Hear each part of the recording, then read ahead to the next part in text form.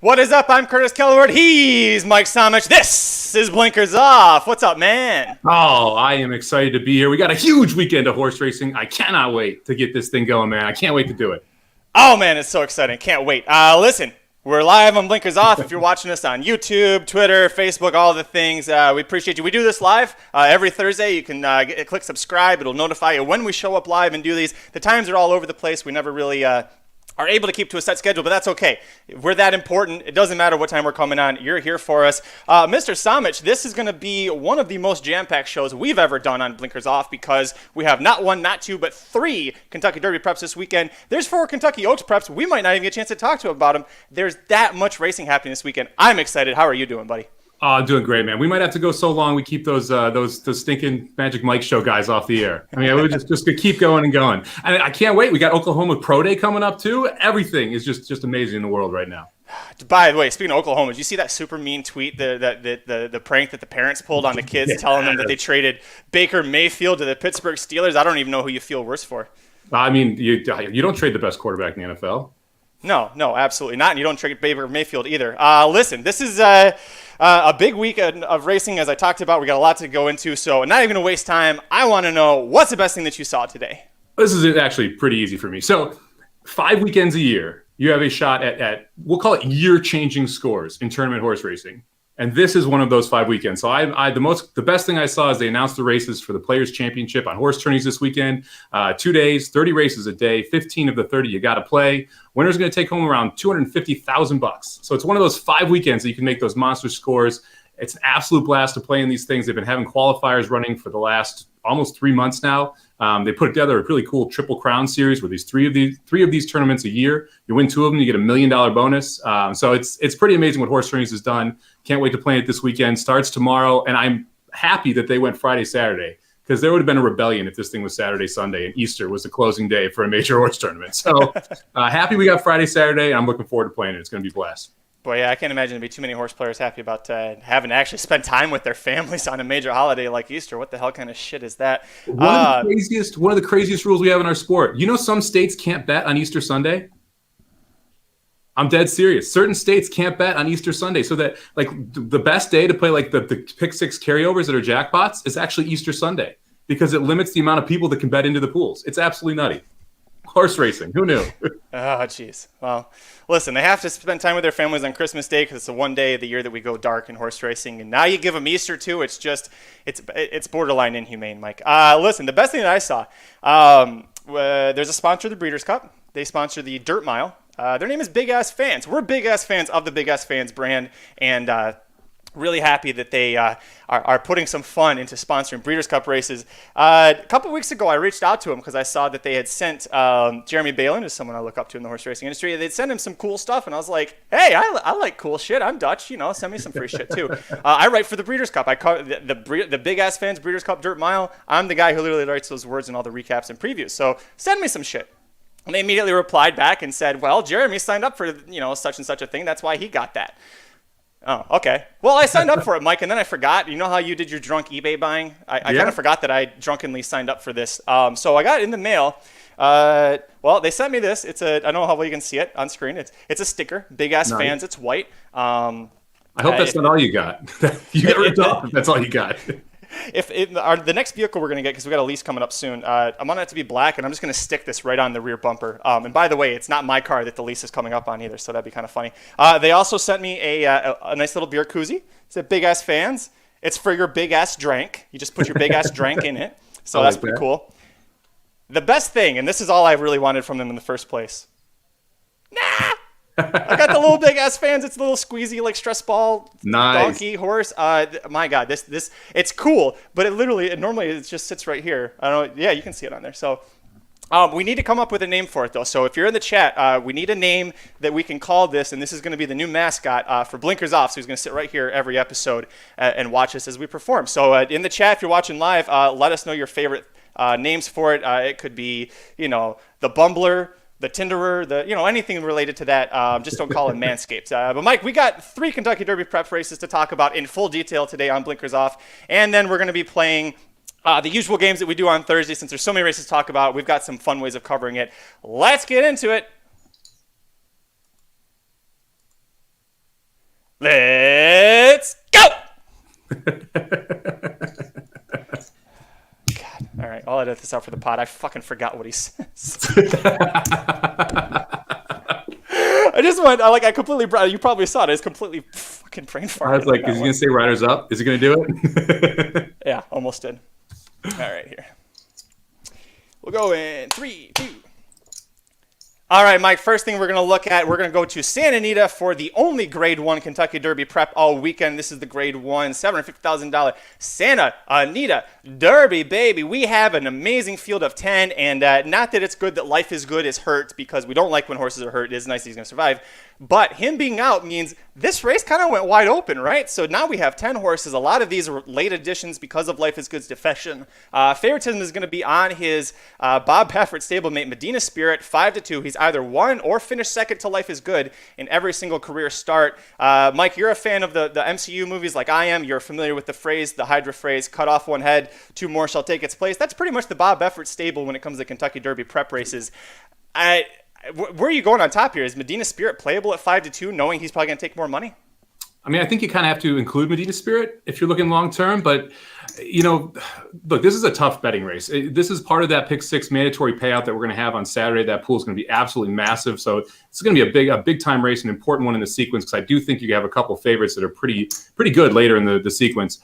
I'm going to put my money on Dream Shake, the 2 horse. I like this horse coming back. I think that the last race, the fact that the horse made a kind of a move around the turn against Life is Good and then got caught by Medina Spirit later in the race. I think Dream Shake is going to sit a nice trip here. I do think that you're going to see Medina Spirit go right to the front. And I think that that's going to probably be your horse who's going to be in the lead. I think Dream Shake is going to sit off the flank. I think Dream Shake is going to do better here. I mean, I like horses second time around 2 turns. This is second time around 2 turns. Dream Shake is a twirling candy, should be better going a little bit longer here. I think the Dream Shake is going to be able to get the job done here at 7-2. Well, and so he breaks his maiden in February, so he's late to the game, but it's very impressive, and he beat a lot of really good horses there. And then he comes back in the San Felipe that you're talking about, and he's 10 1/4 lengths behind the winner. Well, the winner's Life is Good. He was only 2 1/4 behind Medina Spirit, so he's just got to make up 2 1/4 lengths. So you have to just try and guess. Do you think that Peter Urton has brought him along enough to where he can make up that, and the experience will help? In this case, sounds like you're going for him. I'm going to go just to his outside because I'm really intrigued by this 3-horse Rock Your World. He's undefeated, but he's a turf horse coming over to the dirt here. And this is the move has been planned ever since he won the Pasadena Stakes. It was very impressive doing it. He's bred for dirt or turf. He could handle either one. His Dam Charm, the maker, was multiple grade stakes place. So the ability's there. The question is, really, can he handle the dirt? If he handles the dirt, I think he's got a good shot. Part of the issue, his buyer speed figures, they are a little low, but just like Dream Shake, he needs to take, he's just going to be his 3rd start. So you can anticipate he's probably going to take a step forward. As far as ticket construction go, do you think Rock Your World is playable to win? Do you like him better for exotics, or are you just going to pass? Because 4-1 for a horse trying dirt in a Grade 1 for the first time, it's kind of scary. Yeah, this is a hard pass for me. I think this horse has to take a big step forward to be able to be competitive in this field. Probably will be part of the pace, which I think is interesting, but we're stretching out here. We're getting an extra 1/8 of a mile. The buyers don't line up. This is first time trying dirt. The last race, we won a stakes race, but he won a stakes race with 5 horses in it. So it's not like he beat this large field and it was this impressive victory. I think this is just a stab. I also would much prefer Candy Ride on the turf than I would on the dirt. So I do think this is more of a turf horse than a dirt horse. So for me, it's a hard pass. I mean, I think that there's horses that are much more interesting at big time prices here than Rock Your World. I mean, I don't really love the one Roman Centurion, but I think you kind of have to respect the one Roman Centurion at this point, right? I mean, we've got a 8-1 morning line. Hernandez is going to be back aboard here. If you look back at the Robert B. Lewis, horse runs a neck behind Medina Spirit, who's your morning line favorite at 3-1. Hot Rod Charlie runs third in that race. We know what Hot Rod Charlie just did in Louisiana. That race now looks a lot better than it did originally. I think you have to at least consider the one Roman Centurion at 8-1 as well. I think for me, I still haven't decided where I place Roman Centurion because that Robert B. Lewis race was really amazing. But then, like everything before or after that hasn't been as flashy. I know he broke his maiden by almost 4 lengths, but he had Lasix. It was maidens. Nobody too great in that. Du Jour, the third place horse, went later ended up becoming a turf horse. So not so sure about that. He is someone, if nothing else, I think because of his running style and his breeding, he's like 1 to 9 to not be a stumble bunny in the stretch, right? I don't know how much of a burst he's got in the stretch, but wherever he's at in the stretch, he's just going to keep plugging and plugging. So it's just, I think for me, it's a matter of, do I think the pace could melt down or not? Dennis is in the chat talking about the 8 horse here, Law Professor. A couple people bringing him up. I remember when this horse broke his maiden, second asking, first time routing. My concern is, yes, he broke his maiden routing at Santa Anita, but now is facing winners. Some of these horses I think are very classy. It's going to be hard for him. He also beat a bunch of super overhyped mules, including Fenway, in that race. So I don't know how much I really want to take him moving forward, at least in this spot. Where do you see the 8 Law Professor? I actually think this is a horse you could use in the exotics. This is one that I'll probably have in my try, maybe my super. I might even include in a pick 6 ticket. The first race is a line through it. McCarthy's not always great in the first race. The horse had some issues. That was the Bezos race. That's why the horse went off at 34-1. The 2-horse Dream Shake obviously won that race. McCarthy, you saw the horse improve or take a big step forward, second time out, get that win. Look, any Son of Constitution out of a Ghost Zapper mare, I'm interested in going a mile and an eighth. I mean, that is really good breeding for this distance. I think this horse is a little bit slower than some of the pace horses. So we need to make sure that we're sitting close enough here so that the Law Professor is able to make a big time run returning for home. But I wouldn't overlook this horse. My biggest knock on Law Professor is I think Joel Rosario fit this horse really, really well. And Kent DeSormo was a big time downgrade from Joel Rosario with this specific horse. So I'm a little concerned about the jockey here, but the 20-1 price or 10-1 price, I think, which will float up, makes me a little more interested in Law Professor. Yeah, I'm with you on the jockey move there being a big downgrade. Ken DeSormo's in the twilight of his career. We're seeing what happens with Victor Espinoza. I mean, he barely gets mounts anymore. So these guys, when they get older, Mike Smith is about the only one at that age or Johnny V, who was actually in this race riding Medina Spirit. Those are about the only 2 older guys that I would trust. Speaking of Mike Smith, by the way, let's talk about him. He's on the other Baffert, which is always a dangerous angle. Looking at the 10 Defunded, who's 8-1, is a horse that I know the Magic Mike Show guys covered the race that he broke his maiden in on March 6th. So now he goes from a 6-furlong sprint against maidens. Now he's going to go a mile and an eighth against winners. But he is a Baffert. So there's a lot of magic that happens when those horses stretch out and they, step up in class, especially to a grade 1. So what do you do with Defunded? I don't know. I mean, this horse is tough, man, because it showed some early speed, but you have Medina Spirit with that 122 time form rating, so you'd expect Medina Spirit's going to be out there. You've got the great one, who we haven't talked about yet, who we should definitely touch on here, who's got some speed. I would assume Defunded is going to sit back. I do like the jockey switch from Rosario to Smith more than I like the jockey switch on the 8. So I think Defunded's another one that you could play here. I think this race is pretty wide open. I wouldn't talk you off too much, and you don't want to be sitting there holding a pick 6 ticket to that lock that shit up of the pick week, which is in the last race of this day, and you're not alive because you got knocked out by a Baffert in the Santa Anita Derby. Let's talk about the great one, because this is a horse that Aaron Halterman was very excited about playing in the San Felipe right after he broke his maiden by, I think, a country mile and a half. He was coming back into the grade 1 race. So that effort last out when he was in the San Felipe, when he was 5th, beaten a country mile and a half, was that race more what we're going to see from him, where he gets his second 81 Beyer speed figure in 3 races, or do you think we see something closer to his maiden when he was close to the pace, didn't get a wide trip, and gets a 92 Beyer? Which of the great one are we going to see? I think it's probably something in the middle. I mean, that's the honest. I think the great one got that 92 Beyer because of what it was able to just get everything its own way. So you had a very nice setup for the great one to be able to run away from everybody. The 81 that got with Spielberg beating it was not bad, but that was at Los Alamitos. Then you have the 81, obviously, in San Felipe, which is just not good. I also would argue that wasn't really an 81 buyer. It's one of those false buyers because of how well the top end of that race performed. You saw higher buyers on the bottom side of it. So, but I think the great one's going to be a pace pressure, but I think there's too much pace in this race for him. I think he's going to get run off his toes and struggle to stay with him late. A couple of horses left that we might as well you can just say yes, no if you think they even have a shot in hell. The 4 Parnelli is adding blinkers and gets the speed rider Edwin Maldonado aboard. This is still a hell no for me. What about you? This is another one that could actually set up for a really hot pace here. I would pass on Parnelli. I think there's too much pressure. Back Ring Luck is making his first start in California, first start for trainer John Sadler. Not keeping the best of company. It took him 3 tries at the maiden 30K claimer level to get the job done. Did win at Oaklawn Park in an optional claimer race at a very high price, and it's not easy to ever win at Oaklawn Park. Even no matter what the level is, it's difficult to do. This still seems like it's way too much for him, right? Yeah, this is a big time step up in class, especially for a horse that broke its maiden at the maiden claiming level. And then the 6th, Otto the Legend. What the hell is this? This horse popped up in the entry box, Mike, and I had to Google who he was because I have no honest clue who the hell is Otto the Legend, but he's a son of Uncle Mo that Steve Asmussen trains, and why is he out here when he broke his maiden at Oaklawn Park instead of waiting for the Arkansas Derby? I still don't want anything to do with him. Do you? I mean, I don't know. This one is a little at least interesting to me. I think that the reason we show up here is because we don't want to face Concert Tour, right? And we're not going to go and go to the Bluegrass because that's a tough race too. So why not show up here at the Santa Anita Derby, which we both think is a little bit more wide open? I think the 6 could have a shot here if this pace collapses. I don't think it's one of those. It's one of those like fringe tickets. If you want to go real deep, I think the 6 is usable. If you want to get nuts, let's get nuts. We'll play the 6. Crazy. So for the Santa Anita Derby, looks like we're both going to, at least as far as win bets go, we're going to try and take a shot against the short price Baffert favorite, the 7 Medina Spirit. You are on number 2 Dream Shake. I'm on 3 Rock Your World. Good luck if you're trying to beat Medina Spirit.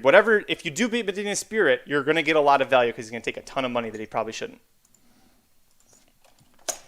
All right, Mike, let's head to Keeneland. So we got to eat dessert first, right? Eating dessert first is always a good one. Now we get a nice little tasty appetizer that we have after our dessert. This is like when you get like the appetizer special where there's a bunch of little things on there that you like and can share with your friends. We're going to the Bluegrass Stakes here. Grade 2, $800,000 purse. Still got 9 horses in it, but this one's very, very top heavy compared to what we saw at Santa Anita. Central Quality, your 2-year-old undefeated juvenile champion, is here at 3-5 from post 4. I guess the easy question is, do you try and beat Essential Quality or do you just single him and move on? Chalk eating weasel in me says single him and move on. This has been one of the more impressive horses, and you see horses specifically dodging this spot because Essential Quality is here. It's a little surprised Highly Motivated showed up, to be honest with you. I'd expect he would have been in the Gotham, but here we are. I'm sorry, the Wood, but here we are. I think Essential Quality is going to be very, very tough in this spot. And I think that the way to attack this one is actually to try and play a Stone Cold Exacta or Stone Cold Trifecta and add a little value in that manner. Excuse me, sorry. You were so smart there. Completely. No, I'm just kidding. I think you have to use him. You have to use Essential Quality.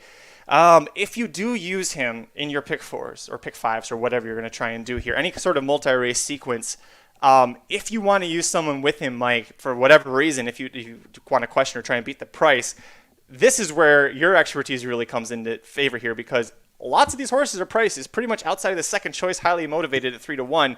You're going to get a price on somebody. The question is, who do you take and at what price? Man, I mean, you got to say, how does he lose, right? So is it because he's too close to a hot pace? Is it that, the pace collapses? Is it he's not able to get by someone who's on a lone lead? And I don't really see the latter happening. I mean, it looks like Highly Motivated is probably going to try and go to the lead, and you'll have Essential Quality sitting right on the flank. If I'm looking for a price to beat this horse, I don't think Highly Motivated is better than Essential Quality. So I think the 3 is kind of covered by the 4. I would take a shot with the 1 Hidden Stash or the 2 Untreated. Now, the 1 Hidden Stash coming in from Tampa, ran in the Sam F. Davis and the Tampa Bay Derby, seemed to like the additional distance at 1 mile and 1/16. Now we're going up to 1 mile and 1/8. I think that should help this horse who's been closing well in its last 2. I mean, I don't love the fact that we've lost to Candyman Rocket. We lost to Nova Rags. Helium beat us last time in. The horse didn't switch leads well in the Sam F. Davis. Was awfully green down the lane. It switched leads late in the Tampa Bay Derby. The one hope I have here is that the one horse wants the distance more than the 3 horse or the 4 horse, more than Highly Motivated or Essential Quality. And if that's the case, maybe that last 16th of a mile is when Hidden Stash can run these two down at a big number at 20-1. The 2 horse is kind of the new shooter in this group. Untreated, just broke its maiden at the $30,000 level at Tampa Bay. It did go in a mile and 40 and not the best time, but won easily by 8 lengths. First time out, faced Candyman Rocket, was actually favored in that spot.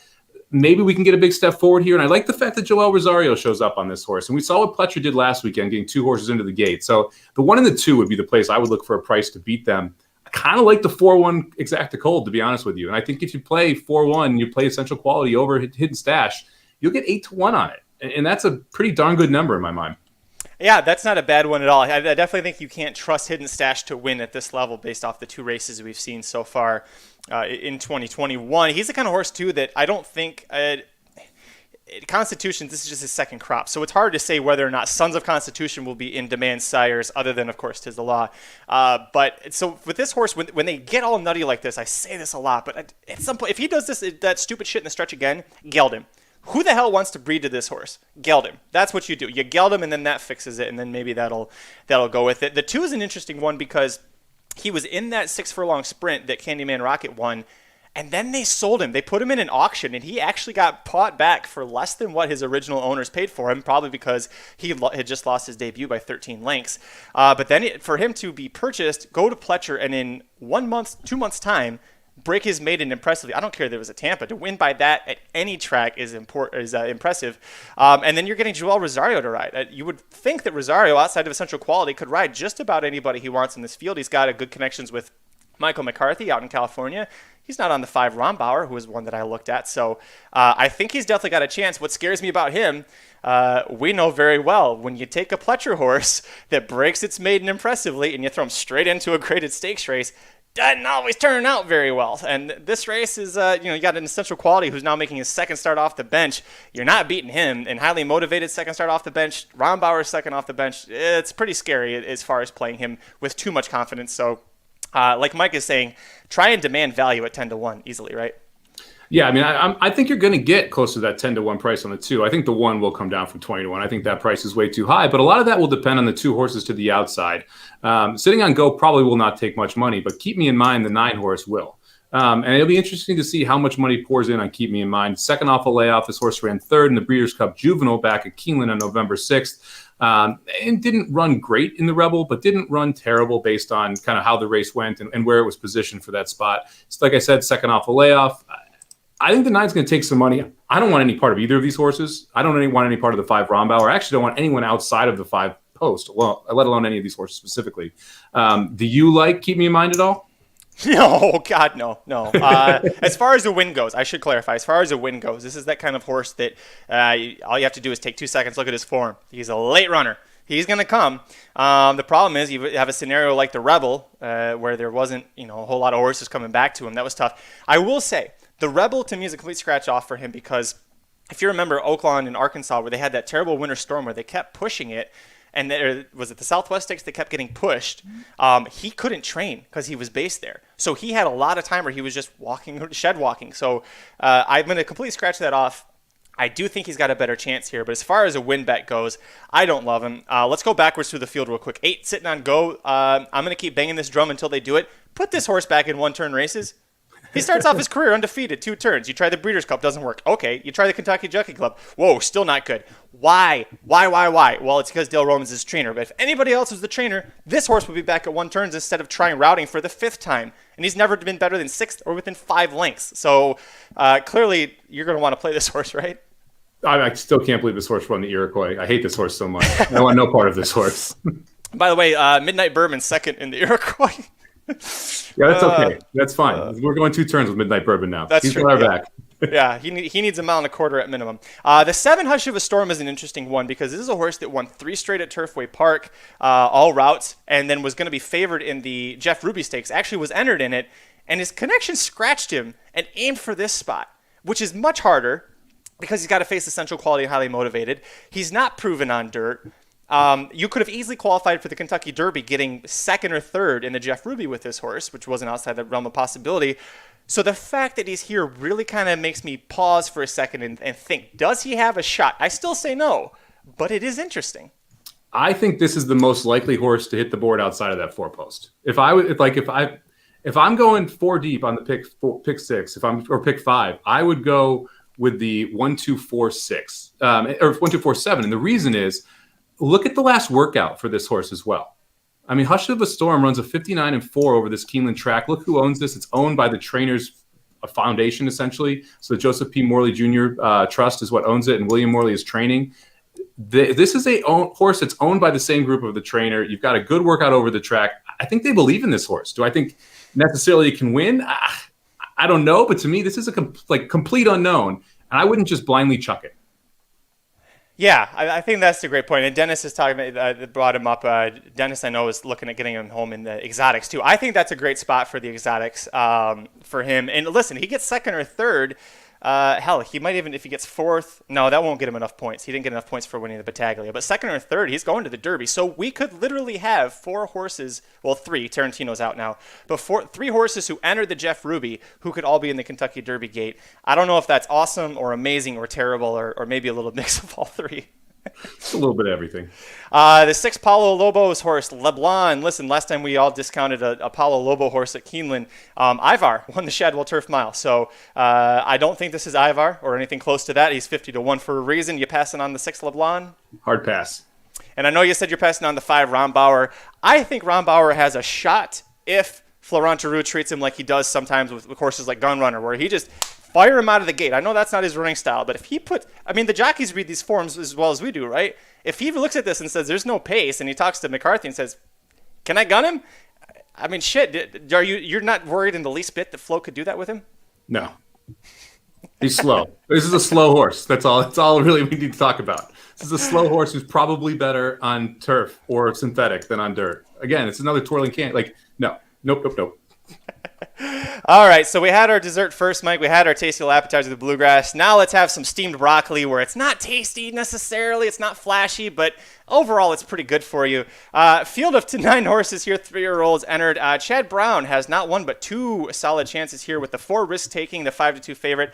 He also has the 2-horse Crowded Trade, your 4-1 third choice sandwiched in between them, the 6-horse Prevalence with Brendan Walsh, that undefeated, impressive Gulfstream Park winner. I got to say, Mike, Prevalence, the way that Brendan Walsh has been able to handle him, I really wish Pletcher had been able to do that with Prime Factor. Break the maiden nice, ease into an allowance, and then aim for a big race here. He's handled him pretty well. Where are you going on top here? Well, I'm going to get a little interesting. I think this is the most wide open of the prep races that we're going to see. I think you're going to get a little bit of an upset. I'm going to go to the 1-horse Brooklyn Strong on the rail here. Horse came out of Remsen. You're going with Brooklyn Strong? I'm going with Brooklyn Strong. Hey, let's hear it. All right. The 1-horse came out of the Remsen, was able to win, going 1 1/8. We're going 1 1/8 again today. That race has now come back a little bit better after we saw what Known Agenda was able to do. This horse is coming first off the layoff after a long layoff, and it's the best horse that Daniel Velasquez I can remember him ever having. And the fact that we're showing up here in the Wood with one chance to make the Derby, everything that has to be systems go. They've been talking about how well this horse has been working coming into this race. I think the race sets up well for the horse to be able to stalk and pounce. I like the 6-1 price. I think you're going to see way too much money going on to both of the Chad Browns, who I don't think are very good. I think Wayburn is an absolute joke of a 9-2 shot. I don't want any part of Candyman Rocket at 12-1. All that leads me to the inside and the 1-horse Brooklyn Strong. Wow. That's impressive. The Remsen has traditionally not done well at all on the Kentucky Derby trail. So we already bucked that trend, though. Known Agenda wins the Florida Derby, so that's one to watch out for. Man, I'm going to go with Crowded Trade. I'm going to go with Crowded Trade over risk-taking. Risk-taking is a plotter who's going to come from behind and try and pass all these horses. You don't like that pick. I'm sorry. I think the fact that he breaks his maiden and then goes right in and almost beats Wayburn, that to me, yes, he got really leg weary in the stretch there. He should have won that race, but that was his first time facing winners, first time of any kind of a test like that. And I think Wayburn's going to prove to be a lot better than the 46-1 price that he was ignored at. That's why I like him. Plus, we're getting Eric Kinsella aboard, who just won the Aqueduct meet title for the jockeys. Now, mind you, he now has both the Ortiz brothers and Tyler Gaff and Junior Alvarado all riding against him in this race, so a little different competition level. But why is it that you really don't like Crowded Trade? I'm not so sure Mile and Eighth is going to be very good for Crowded Trade or Weyburn, to be honest with you.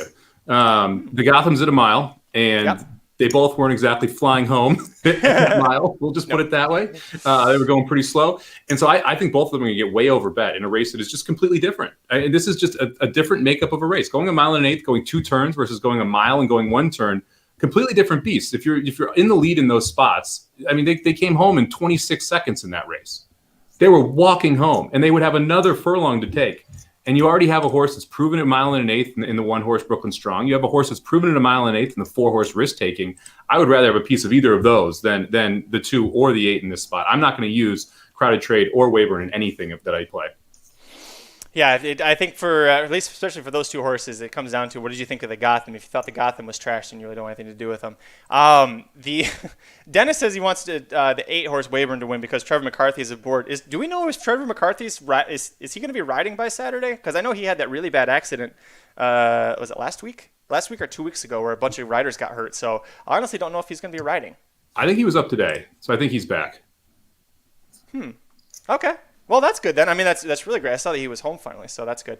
There's a couple new shooters in here that I really don't care about. Market Maven is here. Is a Pennsylvania bred who took 3 starts to break his maiden against Pennsylvania breds. Do you want anything to do with him? No. I'm not over interested in Market Maven. Candyman Rocket, do we get the Sam F. Davis winner or do we get the Tampa Bay Derby Dick in the Mutter? I think this horse is more interesting than the 12-1 morning line.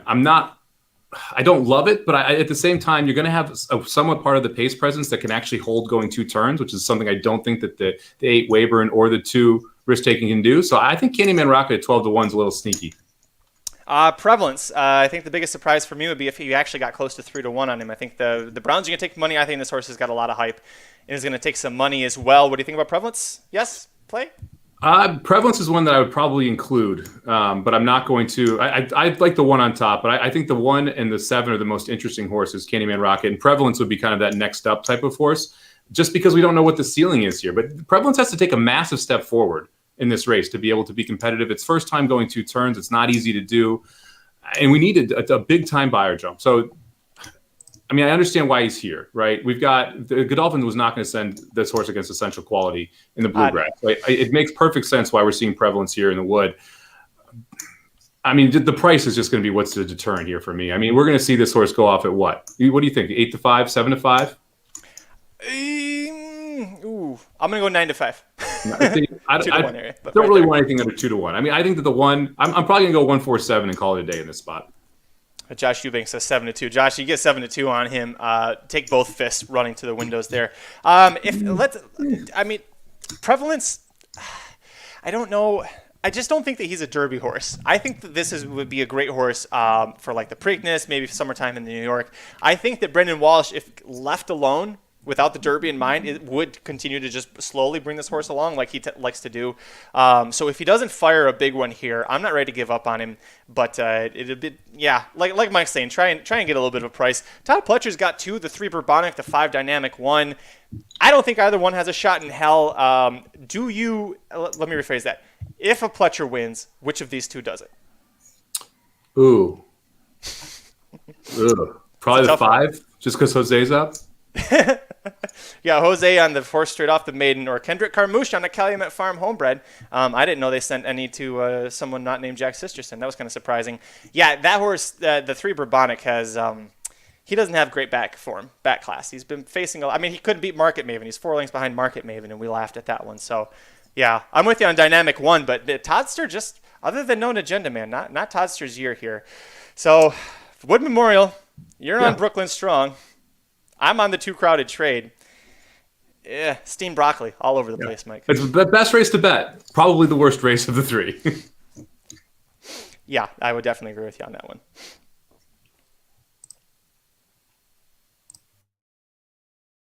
Taking drugs? I need them. Jesse, give me those. I need them, Zach. I have to sing. Jesse, you can't sing tonight. Yes, I can. I'm so excited. I'm so excited. All right, Mike, that sound means it is time for the So Excited I Get Wood Memorial Race of the Week, presented to you by the Inside Track to the Bluegrass Stakes Wagering Guide, available now at racingdudes.com. Go to racingdudes.com. Literally anywhere on the website, we've got pictures and images all over the place. Just click somewhere. It's going to take you to buy the Inside Track to the Bluegrass Stakes Wagering Guide. This is a comprehensive, in-depth look at every single race on Saturday's card at Keeneland. Really super in-depth previews of every horse that are in the stakes races. Bets, plays, picks, whatever you want, whatever you need. Aaron Halterman's got the winning picks there, so go to racingdudes.com. It is $30 if you buy it on its own, or if you got any kind of monthly subscription with the premium products, it is included with that. Also, we're going to have the Arkansas Derby is next week. After that, the Apple Blossom, and then you've got the Derby, Preakness, Belmont. So really, this is the best time of year to be a premium subscriber. So make sure you go to racingdudes.com, check that out. Mike, this is always a fun segment. The So Excited I Get Wood Memorial Race of the Week, and your first one is here on the screen, Race 8 at Keeneland on Saturday. Talk about it. Yeah, I went from 6 to midnight as soon as I saw this field for the Shakertown, man. This is a great setup here. We've got, first off, I love turf sprinting. So right away, that I'm a sucker for the turf sprint. The 2-horse Imprimis is coming back, who's one of my favorite horses. I think it's super interesting. We get back to Paco here, who has ridden this horse a couple times in the back. The last couple races haven't been to Imprimis's normal level. That Breeders' Cup Turf Sprint got shut down. Literally just got shut out when trying to make his move. So you kind of draw a line through that one. Was able to win next time out. The Turf Dash at Tampa just didn't quite get there. Didn't get the best trip. I love me some Imprimis. I'm excited to see him in this spot. But you've got a lot of other horses in here that make this race really interesting. If you go all the way to the outside, we get we get the 13 Bound for Nowhere, who is a Wesley Ward horse who ran second to Imprimis in this race last year, ran over an Ascot multiple times, by the Factory, one of my favorite sires, so should be out there gunning it to the lead. We've got the Critical Way, who beat Imprimis last time at the Turf Dash. You look at the 7 horse, we've got Kanthaka, who's a Jimmy Creed horse, back to turf sprinting here. First off, a layoff as a 6-year-old for Graham Motion. That's awfully interesting. This is just up and down a great field and an awesome betting race. And you have like 4 or 5 speed horses signed up. So you should have an insane pace. And then you have a bunch of closers that have to weave through 13 horses. It creates chaos and just breeds prices. So you can either like separate yourself here and try and single up Imprimis, or you can go nuts and go like 6 deep and try and hit a 20-to-1 shot who trips out. This is so full disclosure. This was actually Mike and I agreed on the same race, so we have a second one we'll talk about. But we're both so excited about this because we love Imprimis, we love Bound for Nowhere, we love turf sprints, and we love Keeneland. And you're putting 13 turf sprinters at Keeneland. This is fucking amazing. I love this. This field looks incredible. Bound for Nowhere has won this race before. Imprimis has won this race before. They both keep hitting the board in this race. You brought up Kanthaka. The Critical Way in the 12th spot. I think he's got a legitimate shot because he's super fast and he's getting Luis Saez aboard. I mean, pick a spot, any spot. I mean, this might end up becoming chalk, and it would still be an exciting finish. Is there a horse, real quick, that you think is a really strong price that might be worth an across-the-board play or is a must in the underneath for exotics? Well, I like Imprimis quite a bit in this spot. I think that horse is really interesting. The horse I wouldn't sleep on is the 9 horse Just Might. This is another one of those speed horses in here, but this horse has pace. Can definitely hold that pace. The last race was over the mud, it was over the dirt. It got taken off the turf and ran well, was able to win. But if you go back and look a couple back, I mean, it beat Hollis, beat Ready for Prime Time. This horse is going to make the lead, runs well, has run a Keeneland 3 times, has hit the board running a 96 buyer. You're getting a 12-to-1 price. To me, that's the shot that I want, the price that I want.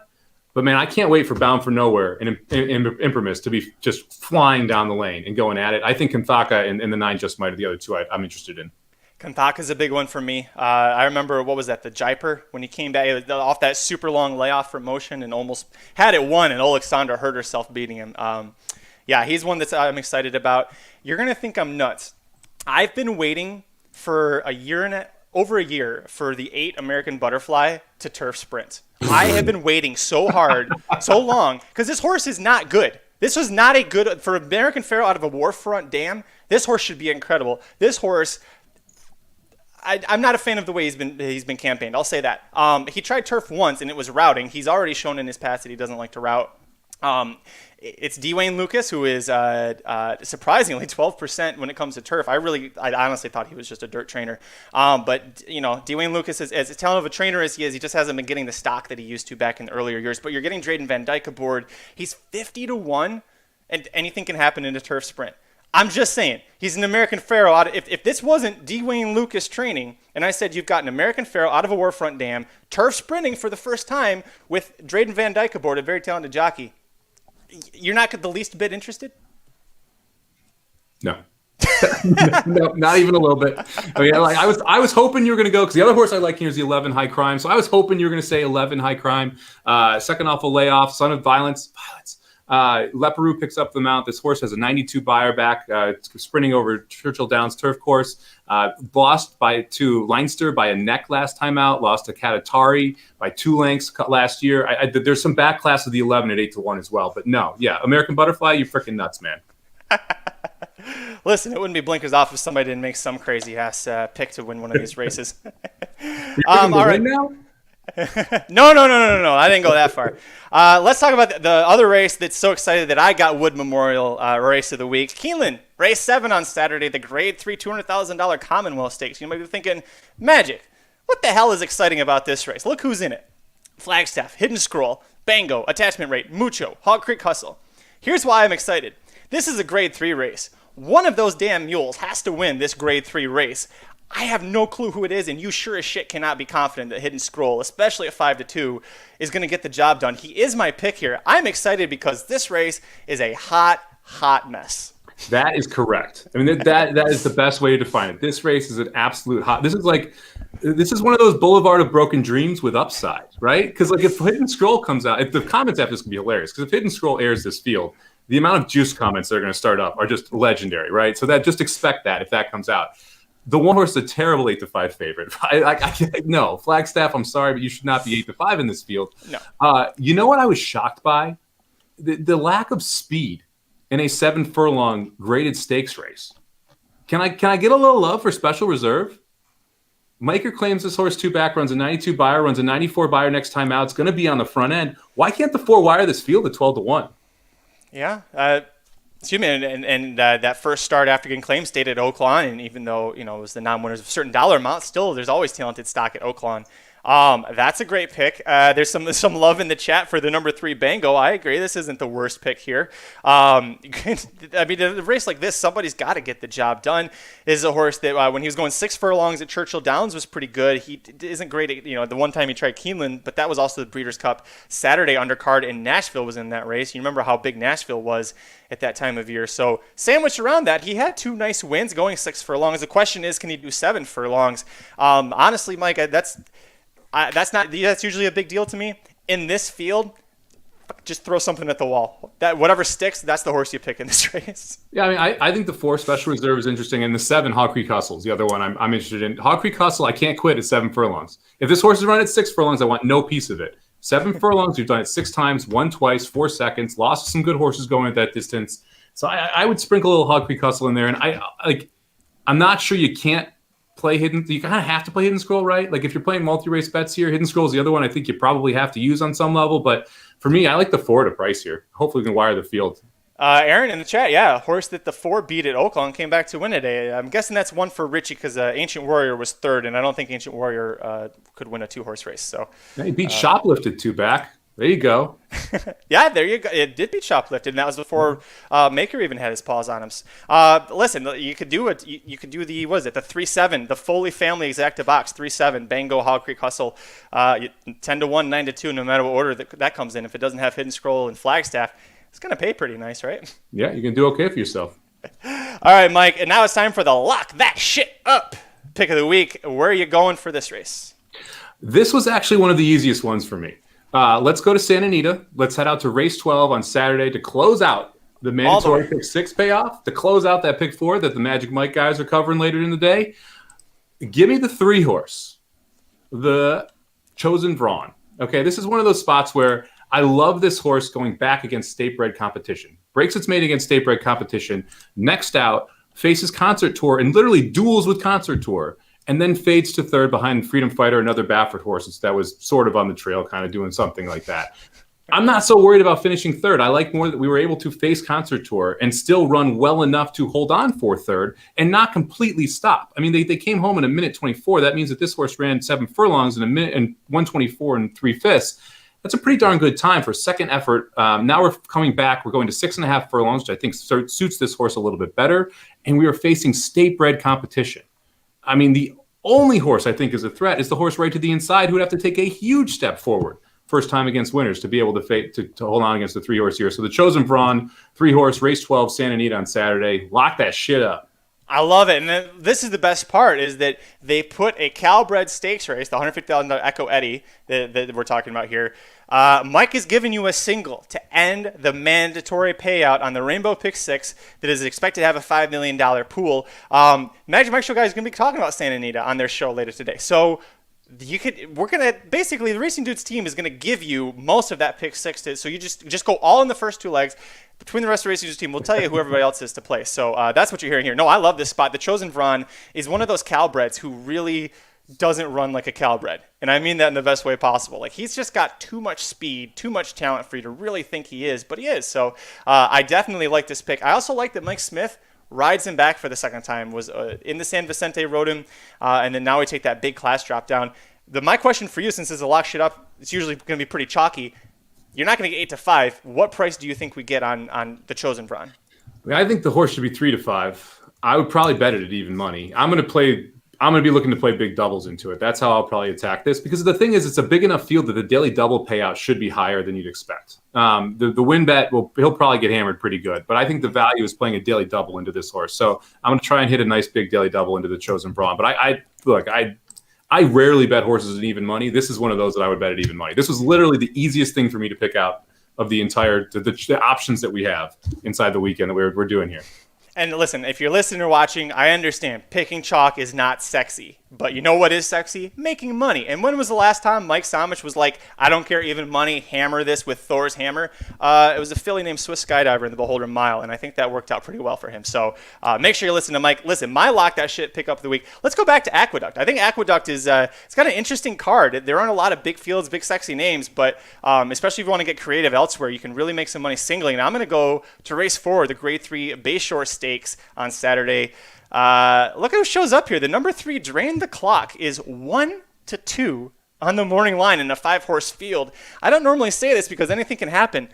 Why are we even running the 7 furlong race? Can we just give Drain the Clock the $120,000 and the graded stake status of winning this race and just let everybody else run for second? I mean, this horse should win this on 1.5 legs, backwards with a blindfold, and shit, with not even Irad in the saddle. I could be in the saddle.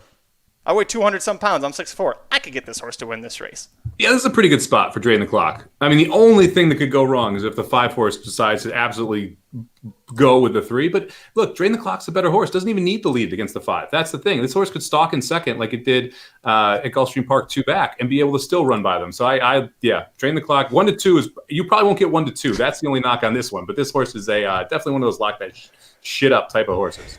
I mean, you get 1-9. The only horse that I think has a shot in hell of beating him, God, I don't even know if I could say that. Maybe the 4 Whiskey Double. I think he's going to come along probably a little bit later. It's an Aaron Halchman fantasy horse. I don't think he's gotten rid of Whiskey Double yet. Otherwise, I mean, on the rail, 2 Boss was behind Market Maven and Bourbonic in a Parks allowance race, and you heard what we talked about with those horses in the Wood Memorial. So yeah, this Whiskey Double maybe, but is there anybody here that interests you, or is it just Drain the Clock a heavy single? I mean, I almost want to lock that shit up trifecta of the week and play the 3-4-2 cold. 3-4-2 cold. I love it. Ooh, and Garoppolo's 15-1, so we're going to get some odds on him too. Okay, the 5's going to go with the 3 and quit. Then you just have to, then it's either the 1 or the 2 that you put in that 3rd spot. Shit, you want to, I mean, if you feel like spending $1 instead of 50 cents, you could go 3-4 and then 2-1 in that 3rd spot there. So I don't want to break anybody's bank though. So just, don't have to take my advice here. Don't go too crazy. All right, Mike. Now the one that I'm most excited about because you get to talk about this for the first time, the Making It Rain long shot pick of the week. Where are you going, bud?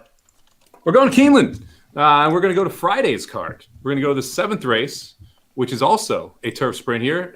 This is a $100,000 stakes race. Look, there's 2 horses in here that are going to take a lot of attention. Chasing Artie, who's the 3-horse for Wesley Ward at 7-2, morning line favorite, or morning line second choice, and the 8-horse Fauci, who's 2-1. We know all about Fauci. Ran behind Golden Pal, ran behind Outador, won the race before that. Very good turf sprinter. You know his best buyer on turf sprinting is an 81. Before that, it was an 80. We got first off a layoff here. The horse should be primed and prepped and ready to go. Wesley Ward, pretty good for first off a layoff. But let's talk a little bit about the 12-1 shot on the inside looking for Loki. Okay, this horse has turf sprinted 3 times in its career. First time at Churchill Downs, broke its maiden, going wire to wire, or almost wire to wire, running a 70 buyer, came right back, turf sprinted, runs a 71 buyer, finishes second. For some reason, they send it off into the dirt, runs another turf sprint, pops up to an 85 buyer, and beats Field Day, who, by the way, is a very good turf sprinter.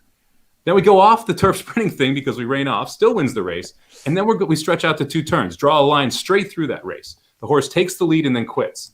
This horse wants to turf sprint, has pace from the rail, has the right setup. You're getting 12-1, and you're making money with Mitch. Give me looking for Loki at 12-1 for my long shot pick of the weekend. Bet Mitch, get rich, 12-1. I think you'll get every penny of that, but that is a very good-looking horse. You're not worried about the rail draw hurting him too much with all the speed that might come with him? No, because he's got tactical speed. So this horse can pocket up behind the speed. And by the way, I didn't even mention this. Chris Hartman, 27% turf sprinting with a $7.99 ROI. Woo! That's how you make it rain right there. And Mitch Murrow's been on him for, 7 out of his 9 starts, too. So he definitely knows how to ride this horse. I think you're going to see a ton of money taken by horses that have a little more name recognition. But this horse, when turf sprinting, has faced some very good horses and ran very well. So I think if we get 12-1 looking for Loki, I'd be very happy. I feel like Slimmer Ricky. I just have a New York bias going on here today because my making it rain lock shot pick of the week. We're going back to Aqueduct again. Race 9 on the card. The Gazelle Stakes is a Grade 3 $250,000 purse. There's a Kentucky Oaks prep worth 100 points to the winner, 40, 20, and 10, and so on. We got an even money favorite here, Search Results, the 8-horse. And this is why this is my Making It Rain long shot pick of the week, because you could pretty much pick any of these horses. It's going to make it rain because Search Results is going to take a ton of money. The one thing that Search Results has not yet done in 2 starts is route. And I don't know if she can route. She looked really great in the Busher. It was a 2-month layoff. She was stretching out to a mile. She's facing winners for the first time. She was on the front end. She did a good job. She held on. I'm not convinced that she's going to be able to hold on in this spot. In fact, I think that there's a horse that's going to be as everybody else stumble bunnies. You're going to see one horse come flying past everybody. How about that 3-horse, Mia Martina, for our buddy Graham Motion, a good friend of the racing dudes, Graham Motion. Graham Motion, 20% turf to dirt. And if you look at this horse's Beyer, she got a 77 for winning a turf route at Gulfstream Park. Beat some good horses there. That was her first start for Graham Motion. After she does that, he sends her into the Grade 3 Florida Oaks at Tampa Bay Downs. She loses to Domain Expertise, Jouster, and Oyster Box. Those are 3 of some of the better turf fillies in the 3-year-old crop racing right now. Now she's going to switch to dirt in a spot where I've got questions about everybody. These are not really world beaters. The only horse who might be really good out of this is the 8 Search Results. And if you think that she might suffer from the pace or from the pace setup or the distance gets to her, I mean, she is a daughter of Flatter. Flatter horses tend to be better when they're around a mile, 7 furlongs. There's a shot here. I'm going to take a shot because I trust Graham Motion, and I trust that he would not put this horse in New York in an Oaks Stakes race like this if he didn't think that she had some quality. So she's also a daughter of Not This Time, out of a Proud Citizen mare, so should be able to handle the dirt. And I think we're going to get at least 6-1 on her, and that's why she is my Making It Rain long shot pick. You also get the best jockey in the world, Junior Alvarado, right? That's my boy. I mean, he's riding as well as anybody is right now. That's what I heard. So I like the sire Not This Time, Giants Causeway, Son of Giants Causeway. I do think that this horse should take to the dirt. The distance should help. And this horse is not as slow as it looks. That last race, they went 22-4. That's why this horse was 10 lengths behind the lead. It wasn't like the Jouster literally just ran off up front. And so I think that's one of the reasons why you saw this horse further back. So I don't expect to see Mia Martina as far back. I think it's going to be a tall task, but I will agree with you that the 8-horse Search Results, not a great favorite. That was a 6-horse field that she beat last time out. Miss Brazil, not that interested in Miss Brazil. And the fact that the grass is blue, the 5-horse ran 3rd in that race. It was the best buyer of its career as a 74. I think this is a ripe horse to try and pick off and beat at even money. We'll see if it works.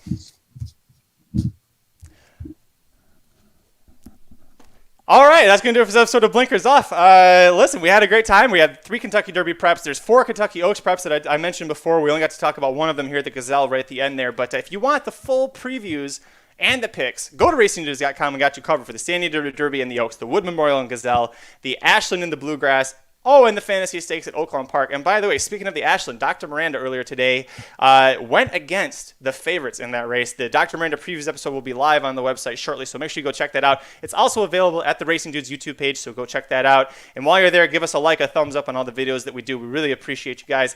Mr. Samich, I know that you are a very, very busy man. You have quite a lot on your plate for this weekend. You want to talk about it? Yeah, I got 8 tracks I have to handicap, or 4 tracks for 2 days for the tournament. We got the Sama Bombs for Keeneland on Friday. We got the Sama Bombs for Keeneland and Santa Anita on Saturday. And Sunday, I'm just going to have to take a huge breather and figure out where I'm going to put the Sama Bombs. It's going to be an absolutely crazy weekend. But I'm super excited, man. I can't wait to get into it. This tournament's going to be a blast. It's one of the most fun to play all year. The optional sequencing is going to be interesting since you have to pick 15 of those 30 races to play. But it does mean that I'll be looking at every race from Aqueduct, Santa Anita, Golden Gate, and Keeneland this weekend. So it'll be a fun time. Boom, there's so much happening. And speaking of what's happening, let's check out what's over at racingnews.com. I love this. Papa Dude is doing Oaklawn picks at the website for free. And, guys, he's really good at it. I wish Aaron was on because he could tell me exactly. But, yeah, I know he was hitting with the sports bets. He was hitting with the picks. He is doing a really great job. And he spot picks. And I think that this is the key for him is that unlike the Samo Bombs or the premium picks or the Ricky's Rockets, he gets to just pick which ones he thinks are going to be the money maker spots, kind of like what we did in that last segment.